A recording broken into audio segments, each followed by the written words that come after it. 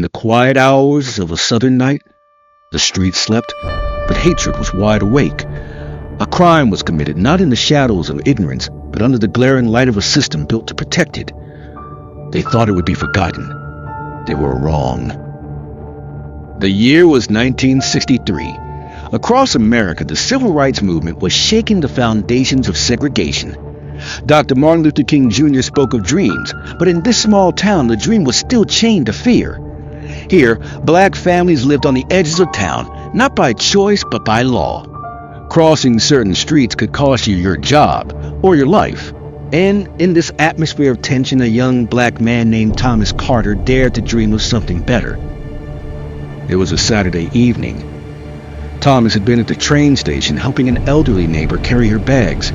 Witnesses remember him laughing, waving goodbye, and walking into the darkness. Then came the train whistle, followed by silence. Hours later, his body was found near the tracks. The injuries were brutal, and the message was clear. This was no accident. It was a warning to anyone who dared to step out of their place. The sheriff's report was thin, barely 2 paragraphs.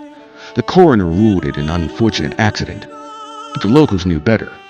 Witnesses who tried to speak were threatened. Evidence disappeared. And the only fingerprints found? Conveniently, they belonged to Thomas himself. Behind closed doors, the authorities decided the case was over before it even began. Justice was not just blind here, it was gagged and chained. In church basements, the whispers grew louder. People spoke of men in white hoods seen near the station. Of a truck that followed Thomas that night.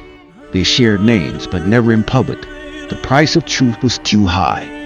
These quiet conversations became the threads of an underground history, passed from one generation to the next, waiting for someone brave enough to speak them aloud.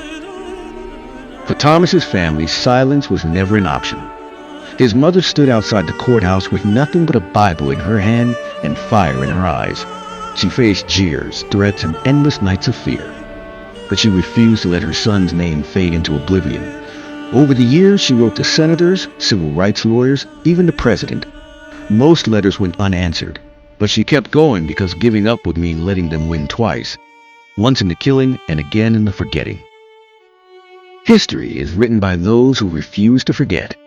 Thomas Carter's story is not just about a life stolen. It's about the fight to reclaim it from silence. If we don't tell these stories, they vanish.